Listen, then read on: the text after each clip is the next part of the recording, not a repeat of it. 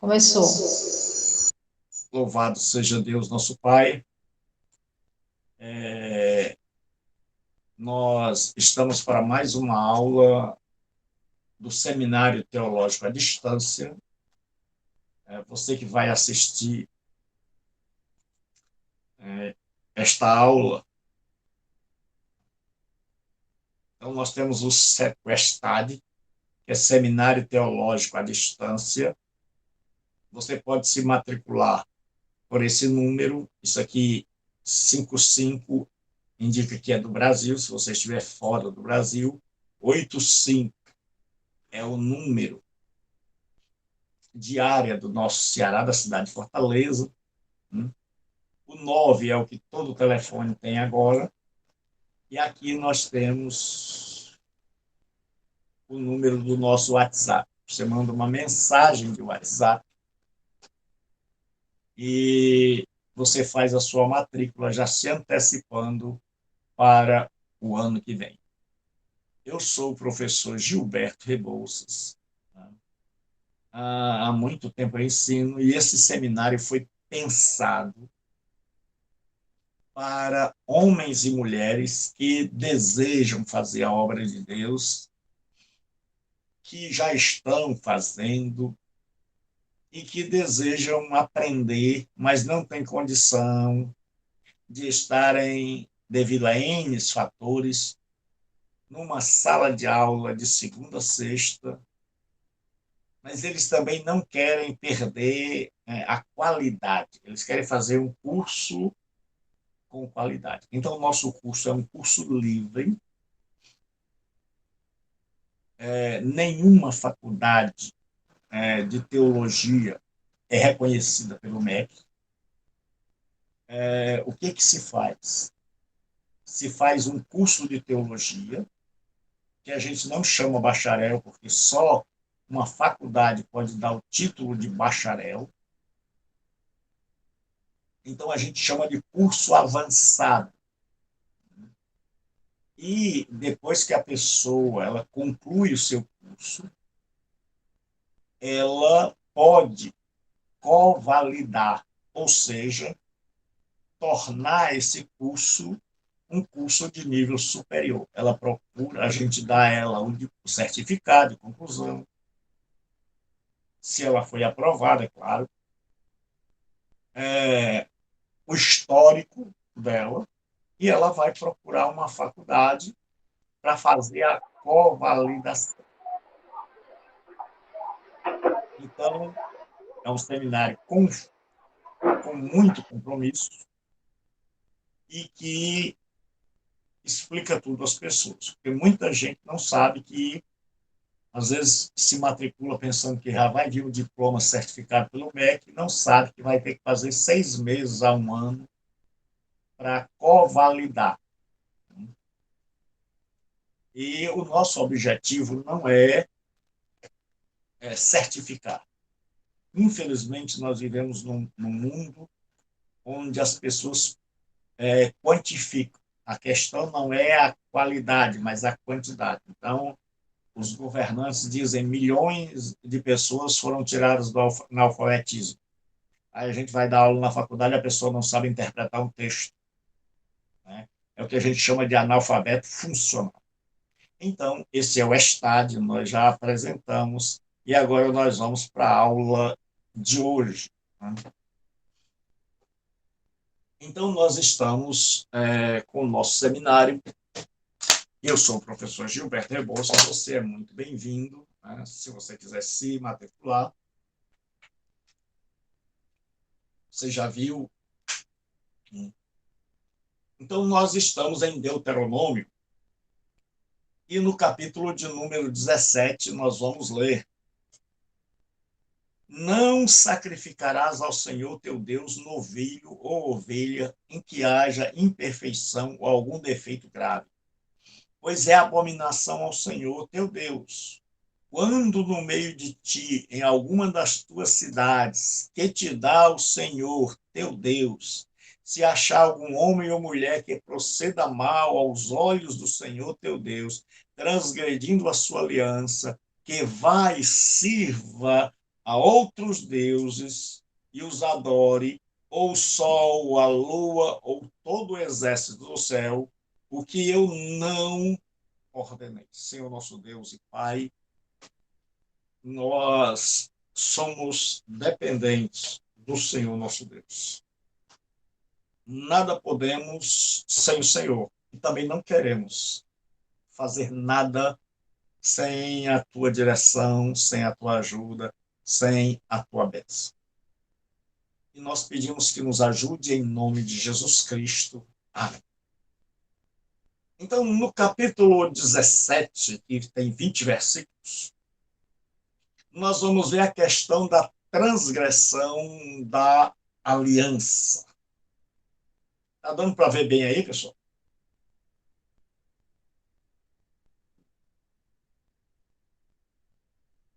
Está dando para ver bem? Foi meio que tá. Sim. Obrigado. Então, vamos lá. Israel, nós estamos vendo que Deuteronômio é Deuteros, segundo nomos lei. Né? Então, Moisés está fazendo 3 grupos de discursos para a nova geração. A primeira geração que saiu do Egito morreu no deserto por incredulidade, e a nova geração está nas planícies de Moabe, na fronteira da terra prometida. E o que acontece é que esse povo, Moisés faz 3 grandes discursos. E nós estamos no discurso maior. E nesse discurso ele lembra da questão da aliança, da Berit, né, que Deus faz com Israel. Então, Deus fez uma aliança com a nação de Israel, e esta aliança ela não pode ser mudada. Israel, desde o Gênesis, como a gente tem visto, aprendido, estudado, tem que ser um povo separado, um povo distinto, um povo diferente. E o grande problema é esta questão de sermos únicos, porque o nosso Deus é único. O princípio é, o nosso Deus não tem igual, não há outro Deus. Há um só Deus. Não há um Deus maior e vários deuses menores. Não. Isso, o nome teológico para isso é enoteísmo. É a crença em um Deus maior, como os gregos, os Zeus, e vários deuses subordinados ou menores. Não, nós somos monoteístas. Monos, um, teos, Deus, ismo, crença. Nós cremos em um único Deus. Então, Moisés, ele agora faz um discurso para essa segunda geração. E essa segunda geração tem que tomar o cuidado para não incorrer nos erros dos seus pais, dos seus antepassados, da geração passada, que por incredulidade não entrou. Então, eles têm que se manter separados. Assim como Deus não tem igual, o povo de Deus deve ser distinto, diferente, separado de todos os outros povos da terra. E o grande problema é que tanto Israel como a igreja não se perceberam distintos, separados, únicos. E aí Israel quer ser igual às outras nações, como rei. E nós, como igreja do Senhor, queremos imitar as pessoas que nos circundam, e a gente não sabe que, assim como Deus é um, o povo que ele escolheu tem que ser um. Não é fácil você viver isolado de todos, mas é isso que Deus busca, um povo separado. Então Moisés já está preparando esse povo, porque eles saíram do Egito, e eles vão para Canaã, onde tem 7 tribos, 7 nações. E essas 7 nações de Canaã chegaram a um grau de pecado, de maldade, que se tornou insuportável. E aí Deus resolve tirá-los e usa Israel como juízo, como a vara do juízo. Mas Israel não pode, uma vez que é o povo de Deus, cometer os mesmos erros que as nações que eles estão sendo usados por Deus para expulsar da terra. Então Deus, através de Moisés, se preocupa com o perigo da apostasia. É que Israel, ao chegar em Canaã e visse a multiplicidade, a pluralidade, né, dos cultos cananeus, as orgias, porque o culto naquela época não é a idolatria, não era uma idolatria como nós temos hoje. A idolatria dos tempos bíblicos era uma idolatria cometida ou num templo pagão, ou debaixo de um carvalho, de uma árvore frondosa, se esculpia uma espécie de totem, era uma forma fálica, né? E todo tipo de imoralidade tinha. Então, havia as sacerdotisas, que eram prostitutas sagradas, havia banquetes, havia festas, e geralmente era comemorando ou agradecendo aos deuses a fartura, as chuvas, as colheitas abundantes, a multidão do vinho produzido. Então, o povo de Israel era muito inclinado a isso. E Moisés fala do perigo deles apostatarem, desertarem da fé e serem absorvidos pelos cananeus. Então, ele diz, olha, não sacrificarás ao Senhor teu Deus novilho ou ovelha em que haja imperfeição ou algum defeito grave. Isso era muito comum nos cultos cananeus. Pois é abominação ao Senhor teu Deus. Quando no meio de ti, ou em alguma das tuas cidades, em que te dá o Senhor, e é claro que eu não vou poder ler versículo por versículo de todos os textos, né? Se achar um homem ou uma mulher que proceda mal aos olhos do Senhor, transgredindo a aliança de Yahvé, porque o nome de Deus, a pronúncia se perdeu. Então, tem Iod, Re, Vav, Re, que em português é YHWH, que se chama tetragramaton, ou tetragrama. Tetra, 4 grama letras. Daí vem a palavra gramática. Então, o que acontece quando Israel, lá no Êxodo, ele recebeu a lei do Senhor, as estipulações da lei, e disse sim, então foi feito um contrato, um pacto, que o hebraico vai chamar de berit, uma aliança. Essa aliança era semelhante ao casamento. Então, se Israel se volta para outros deuses, ele está cometendo o adultério espiritual E Moisés se preocupa, porque a obediência desse povo vai fazer com que eles vivam bem na terra prometida. A desobediência vai fazer com que eles vivam mal. Então ele diz o seguinte: que alguém que chame para servir a outros deuses que adorem, inclusive o sol, a lua, as estrelas. Até hoje ainda tem gente, né, que gosta de adorar o sol, a lua, as estrelas, o exército do céu. Então, aqui era um caso de apostasia. Deus diz: ó, se alguém se desviar, se alguém se afastar dos meus caminhos, a apostasia era um pecado imperdoável.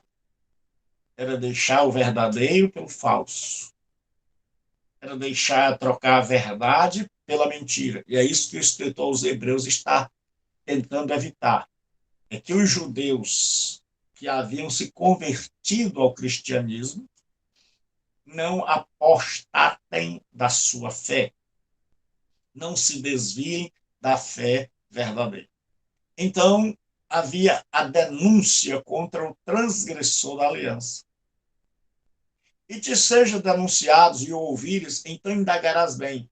Eis que, sendo verdade, o que se fez a abominação em Israel, então levarás o homem ou a mulher que fez este malefício às tuas portas. Portas era o local, é o que a gente chamaria hoje de tribunal, porque era a porta das cidades onde ficavam os anciãos, as autoridades.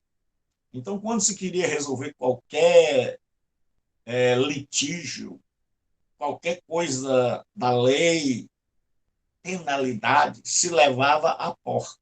Então, não é a porta da casa, mas o portão da cidade, que ficava de frente para a ágora, ou seja, para a praça principal daquela cidade. E ali estavam reunidos, na porta da cidade, né, os anciãos, os líderes, e eles é que faziam isso. E o apedrejará até que morra.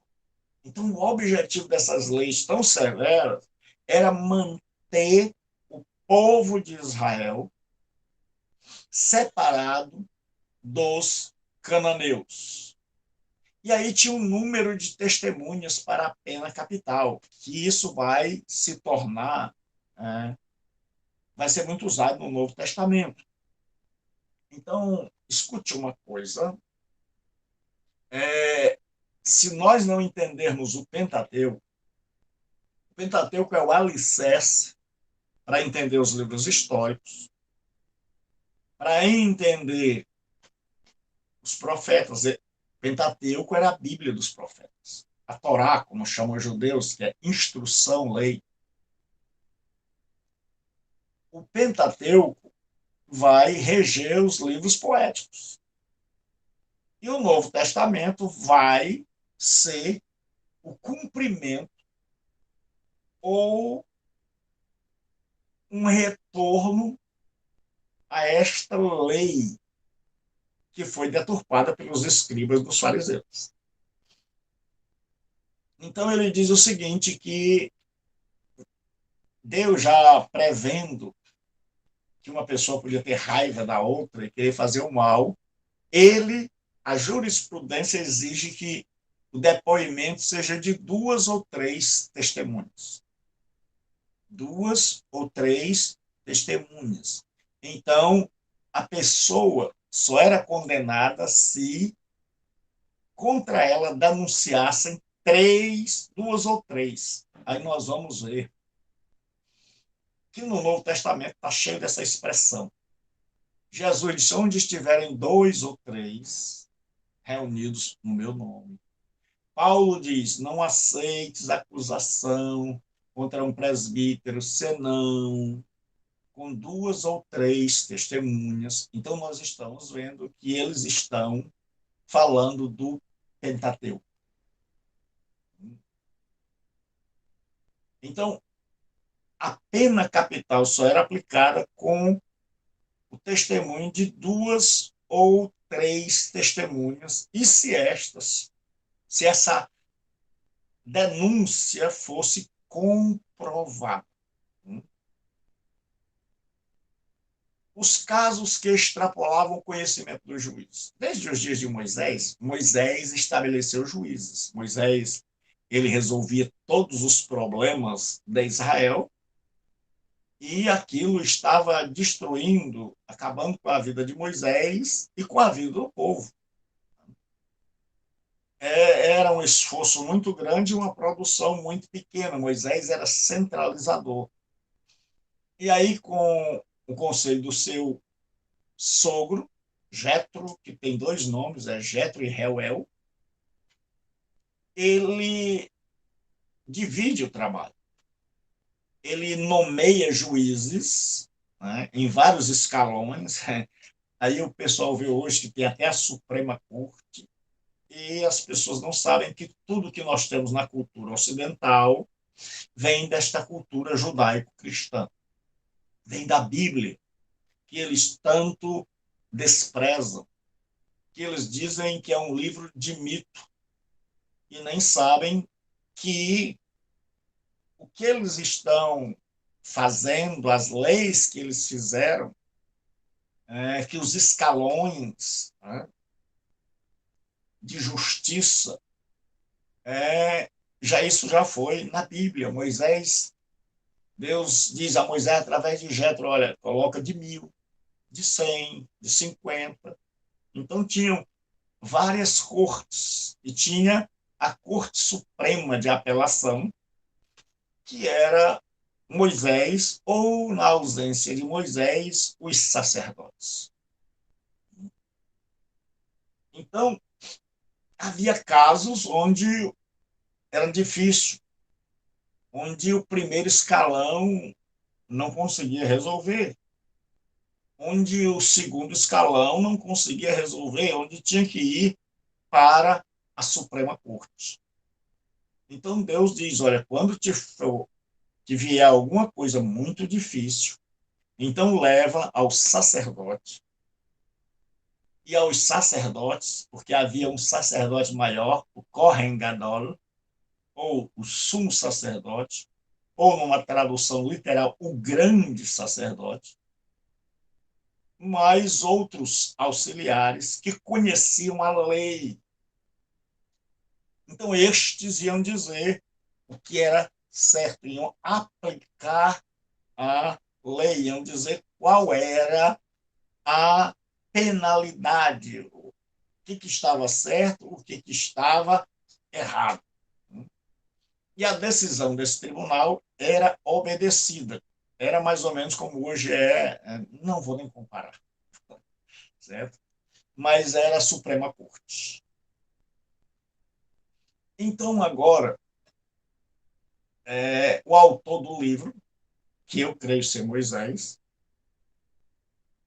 ele, apesar de ter sofrido edições, ele prevê que Israel vai se tornar uma nação. E porque alguns dizem que isso aqui é um dos textos que mostram que o Pentateuco não foi escrito por Moisés, porque nos dias de Moisés não havia rei. Então Moisés está imaginando, ele sabe que Israel está crescendo, está recebendo leis, está se estruturando, está se organizando, já é uma nação, vai herdar uma terra, vai ter juízes, vai ter toda uma estrutura de uma nação. Então ele sabe que mais cedo ou mais tarde essa nação vai precisar de um governante, de um líder que encabeça essa nação. Então, antes ele já estipula como será a eleição do rei. E ele diz assim, primeiro o rei tinha que ser dos israelitas. Ele diz, quando você for escolher um rei, então veja que era o povo que escolhia. E às vezes escolhia bem, às vezes escolhia mal. Porque a primeira escolha do povo, que foi Saul, que era um pastor de jumentas, não deu muito certo. E aí Deus disse: achei Davi, um homem segundo o meu coração. Ou seja, Davi era o escolhido e não Saul. Então, essa história do povo votar e o negócio não dá certo já não é de hoje que não dá certo. E o que acontece? A democracia é maravilhosa, mas a gente precisa da ajuda de Deus para escolher. Né? E aí o que acontece? O rei tinha que ser, e se estabelecerás com efeito sobre ti como rei, aquele que o Senhor teu Deus escolher. Homem estranho que não seja dentre teus irmãos, não estabelecerás. Então nós temos que fazer uma ressalva. Quando Moisés fala isso, aqui era uma teocracia. Teocracia significa que Deus, Theos ou Theos, era o rei e Crates é governo. Então, teocracia ou feocracia é o governo de Deus. Então, Israel tinha um governo de Deus.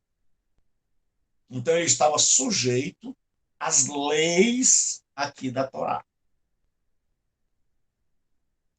Mas depois Israel passa a ser uma monarquia, e mesmo como monarquia, ainda está sujeito às leis de Deus. Mas o mundo em que vivemos, principalmente o nosso país, é uma democracia, que muitas vezes eu chamo de demoniocracia. Demos é povo, crates, governo. Então, é o governo do povo, onde o povo escolhe os seus representantes. Então, muita gente, por não saber, pensa que nós temos que eleger um presidente crente. Que crente vota em crente por causa desse texto aqui.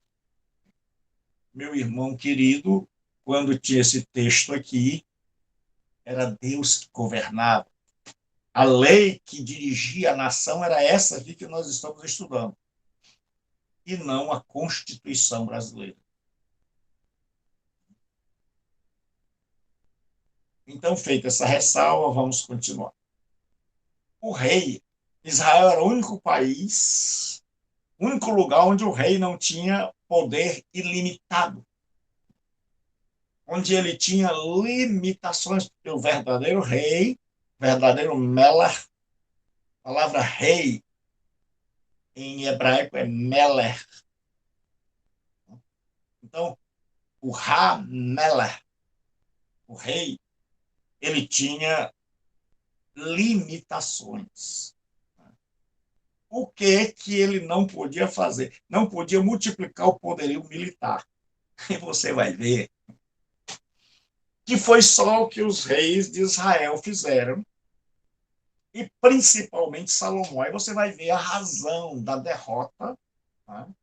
da calamidade que veio sobre a nação depois do governo de Salomão.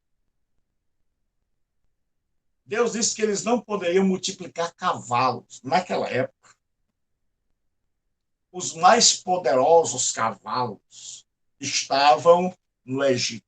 Então, Deus não queria de jeito nenhum que houvesse mais uma associação ou uma espécie de retorno ao Egito. Então, Deus proíbe que se multiplique o número de cavalos, porque Deus sabe que só vão encontrar cavalos bons no Egito. Mas o que Salomão faz? Salomão faz a Salomão Motors. Ele faz carros, carruagens, e manda comprar cavalos, imagine de onde? Do Egito. Então, começa-se a desobedecer a lei. Então, Israel agora tem muito dinheiro, tem respeito, Israel alongou suas fronteiras, mas Israel está em desobediência à lei de Deus, porque comprou vários cavalos e comprou de onde Deus disse para não comprar. Segunda coisa é que o rei não poderia possuir várias mulheres, e foi só o que Salomão fez. Porque naquela época era assim, muita gente pensa mal de Salomão, que Salomão era uma espécie de maníaco sexual. Naquela época, você podia fazer duas coisas. Se você tivesse um bom exército, então você atacava todos os outros países, como o Egito fez, como a Assíria fez, como a Babilônia fez, a Pérsia. E você dominava, tornava-se um império. Então você podia fazer pela espada, como Davi fez, conquistando seus inimigos. A segunda alternativa era através de alianças, se aparentando com os vizinhos, com os rivais, através de alianças políticas. E foi essa a opção de Salomão. Então Salomão, ele, na sua sabedoria, ele não pegou a espada, ele não derramou sangue, ele fez alianças com os rivais, com aqueles que poderiam destruí-lo. E ele fez várias alianças, tanto com reis como com poderosos. É como se ele tivesse feito a aliança com o pessoal da política e com o pessoal da indústria, os grandes, as grandes indústrias, os grandes empreiteiros. Você vai ver que nada de novo debaixo do sol. O Ministério da Saúde adverte, lê a Bíblia, faz bem à sua saúde, né, espiritual. Então, o que aconteceu? Quando Salomão fazia uma aliança, então, como é que essa aliança era concretizada? Um casamento entre Salomão e a filha do rei com quem ele tinha feito uma aliança. E aí ele tinha que trazer aquela mulher para casa. E aí a Bíblia diz que ele tinha 700 mulheres princesas. Quer dizer que Salomão tinha paz, porque ele fez alianças políticas. E cada aliança era um casamento, era uma esposa. Ele tinha que trazer e cuidar bem. E ele não podia destratar. Então ali ele ficou aparentado. Então Salomão, veja, Deus queria que fosse um povo separado. Salomão foi lá e se aparentou, casou, e aí agora ele não podia atacar nem ser atacado, porque eram todos parentes. E pastor, professor, mas a Bíblia diz o seguinte, tem 300 concubinas. Porque quando não era um rei, era um empreiteiro, ele tinha também que casar. Ele tinha que trazer a filha do homem. Então, essa filha não era casada com a de um rei, e ele trazia como parte da aliança. Então, daí Salomão tem 1.000 mulheres. Imagine o gasto. Imagine ter 1.000 sogras. Né? Então, agora o rei deveria possuir uma cópia do livro da lei. Moisés escreveu os 5 livros em um livro só. E o rei, quando assumisse o posto, tinha que mandar fazer uma cópia daquele livro que estava lá com os levitas. E ter sempre e ler para que não se apartasse o coração dele da direção de Deus. Então era um rei sob Deus. E aí o que acontece? Agora que já sabemos como é que se escolhe um rei, vem a questão das ofertas para os sacerdotes e os levitas. Quando Deus escolheu a tribo de Levi, de dentro da tribo de Levi, ele tira a família de Arão. A família de Arão vai exercer o sacerdócio. Então, a tribo de Levi, ela não recebe terras. Então, eles vão depender, eles têm, às vezes, um local para morar, né? Mas eles vão depender das ofertas, dos dízimos. É tanto que o povo tinha, nós já vimos, que guardar no terceiro ano um dízimo para socorrer o levita, o pobre e a viúva. Então, os levitas tinham o direito de receber estes dízimos, porque era deles que eles iam viver, para que eles pudessem ter tempo de trabalhar na obra do Senhor. Então, Moisés chega e ele lembra de práticas detestáveis que acontecem em Canaã. Então, ele faz um discurso sobre estas práticas. E a geração está ouvindo, Moisés está ensinando, Moisés está doutrinando. Porque qual é o nosso trabalho enquanto pastores, servos de Deus? É colocar o trem nos trilhos e ver se ele não está pegando o atalho.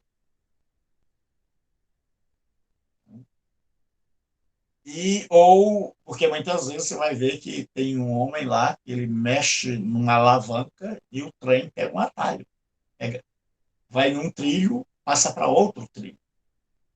Mas às vezes acontece coisa pior, é o descarrilamento. O trem virou. Então precisa de alguém com muita força, com trator, para colocar o trem de volta nos trilhos. Então a função de um pastor, que é o que Moisés está ensinando aqui, é o de ensinar. No Brasil, nós temos medicina curativa, ou seja, a pessoa só procura o médico quando ela está doente. Nos países desenvolvidos, a medicina é preventiva, profilática, né? A pessoa vai antes de adoecer, para fazer exames sempre, rotineiros, para detectar doenças no seu início, ou prevenir. Então, o que acontece? Moisés está agora ensinando esse povo, colocando o trem nos trilhos, e depois ele vai simplesmente observar. Né? E quem vier depois dele vai poder dirigir essa nação, porque ele já colocou o alicerce, ele já colocou o trem nos trilhos, e a lei é o trilho. Então agora ele vai dizer: e quando entrar na terra, não aprendas a fazer conforme as abominações daquele povo. Então, aqui nós temos uma antevisão,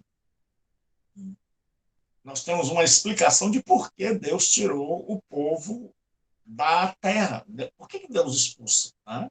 Um povo para colocar outro? 7 nações? Que Deus é esse? Muita gente, né, sem saber, faz críticas injustas à Bíblia, mas não sabia que esse povo tinha passado todos os limites, Deus tinha tolerado, mas não havia marcha ré, não havia mudança, não havia perspectiva desse povo voltar atrás. Então, esse povo tinha que dar lugar a outro povo, e esse outro povo que assumia o lugar não poderia cometer os mesmos erros, porque senão seria expulso da terra também. Assim como Israel foi expulso 722 pela Assíria e 586 pela Babilônia. Não se achará em ti quem faça passar seu filho pelo fogo. Então era o deus Moloque, que era uma estátua incandescente, às vezes de bronze, às vezes de pedra, que tinha mãos. Então as crianças eram colocadas em seu colo, e essas crianças elas eram queimadas vivas. E o lugar onde o povo de Israel praticou esse culto abominável chama-se Guiena, ou no hebraico, o Vale de Rinom, né? Rinom, que é o Vale do Gemido dos Meninos, que hoje é um lixão, foi um lugar amaldiçoado. Aí ele diz assim, nem adivinhador, nem prognosticador, nem agoreiro, nem feiticeiro, nem encantador, nem necromante. Aí você vê que Saul foi procurar uma necromante, nem mágico. Aqui não tem nada a ver com aquele mágico, o Mister M. Né? Aqui eram pessoas que praticavam encantamentos. O mágico de hoje é um ilusionista. Nem quem consulte os mortos. Pois todo aquele que faz tal coisa é abominação ao Senhor. E por estas abominações o Senhor, teu Deus, lança diante de ti. Então Deus está dizendo, olha, eu aguentei muito, eu suportei demais, mas eles não quiseram abandonar isso. E por isso eu estou tirando eles da terra. Eu estou dando a vocês, e vocês têm que ser diferentes. Israel não queria ser diferente. Lá na frente nós vamos ver que Israel vai pedir um rei, como todas as nações têm. Aí vem a grande profecia do Deuteronômio, que é o profeta de Yahvé. Moisés diz assim, o Senhor vosso Deus levantará no meio de vós um profeta semelhante a mim. A ele ouvireis. E há de ser que toda alma, toda nefesh, quer dizer pessoa no seu todo, que não ouvir esse profeta, será extirpado do meio do povo. E esse profeta, Mateus vai dizer que é Jesus Cristo. Moisés escreve 5 livros. O Evangelho de Mateus está dividido em 5 partes.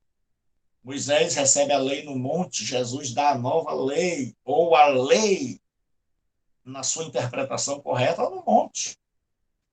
Então, Jesus é esse profeta.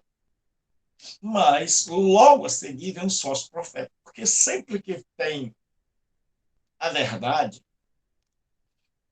o erro tenta se misturar. O erro aparece em todo lugar onde você tem a verdade, o erro aparece. Então Moisés está falando de um verdadeiro profeta, que é o Messias, o Mashiach. E ele diz, cuidado com os falsos profetas. Aí aqui, lembre-se que ele está fazendo um sermão. Então lá nos outros livros ele já fez mais detalhado. E ele diz, quando um profeta fizer um prognóstico, isso não acontecer, então esse é um falso profeta. E lá,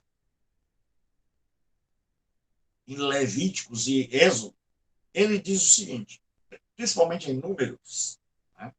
Ele diz que se o profeta, se acontecer, mesmo que aconteça, mas que chame a pessoa para apostasia, então isso não é de Deus. Então nós vamos ver aqui a cidade de refúgio para nós terminarmos a nossa aula por hoje.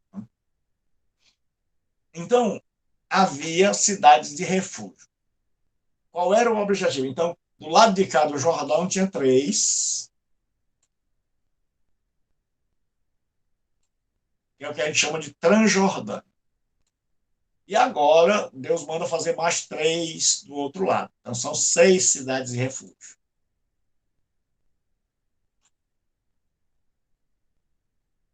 3 de um lado do Jordão e 3 do outro. E qual é o objetivo dessas cidades de refúgio? É porque o crime premeditado, que a gente chama de doloso, ele era punido com a morte. Mas havia o crime acidental, não premeditado. Então, aquela pessoa que cometia um assassinato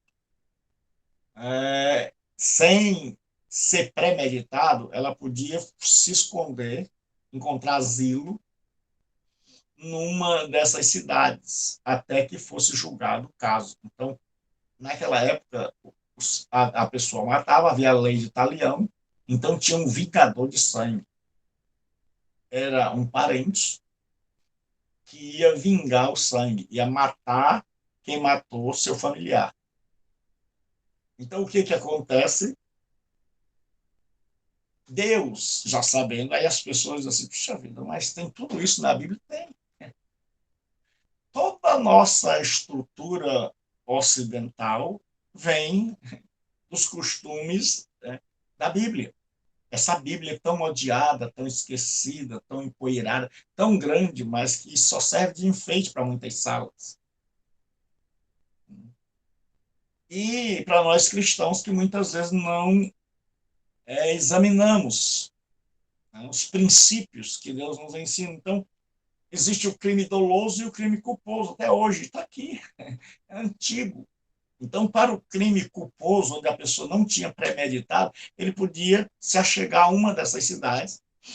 E por que 3 cidades? E por que 3 cidades de cada lado? 6 e 3 cidades de cada lado? Para que a pessoa cometeu um crime sem querer, sem premeditar, ela pudesse encontrar abrigo numa cidade dessa. Então, sempre tinha que ter uma cidade dessa perto. Era uma espécie de UPA naquela época. Nada de novo debaixo do sol. Então, está aqui, propósito da cidade de refúgio.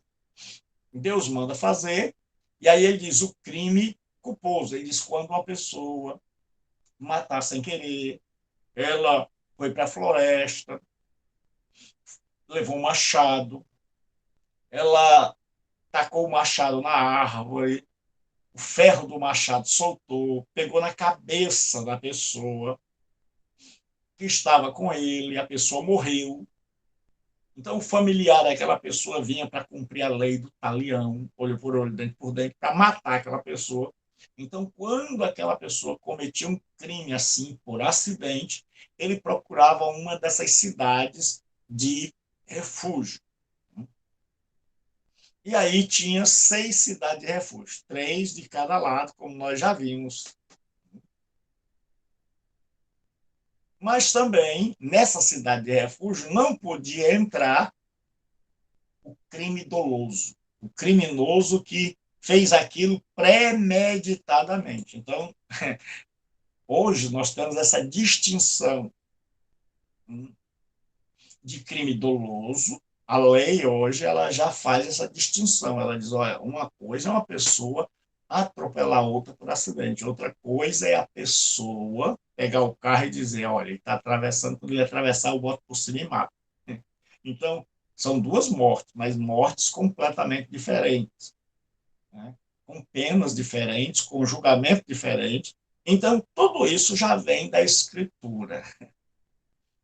É você que vai me ouvir e que acha que a Escritura é um livro para gente atrasado, é um livro que não sabe, que foi escrito numa época de gente inculta. Esse livro que você acha que é retrógrado, que é um livro de gente que não sabe de nada, é um livro que nós é, o imitamos até hoje. Entende assim? Mas havendo alguém que aborrece a seu próximo e lhe arma ciladas, então aqui é premeditado. Então, os anciãos da cidade enviarão e tirarão dali e entregá-lo na mão do vingador de sangue. Então Moisés disse, olha, se for, vai haver uma investigação, e se for constatado que esse cidadão matou premeditadamente, ele queria matar,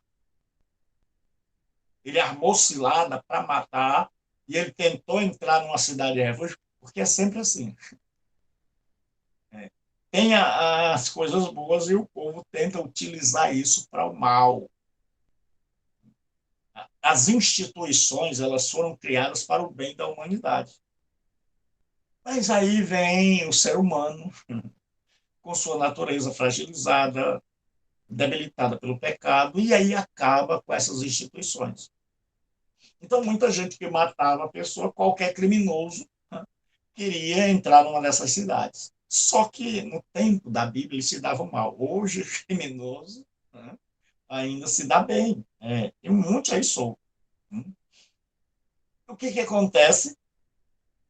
Quando percebias que ele tinha premeditado e que ele estava ali tentando burlar a lei, então os anciãos da cidade diziam o seguinte: você é culpado, vamos chamar o parente da vítima e vamos entregar você a ele. A lei existia. Né? Então, as testemunhas. Uma só testemunha não se levantará contra alguém por qualquer iniquidade ou por qualquer pecado, seja qual for, pelo depoimento de duas ou três testemunhas. Então, naquele caso, naquela época, como hoje, aí você que estuda direito, vai dizer assim, rapaz, mas a Bíblia tem tudo.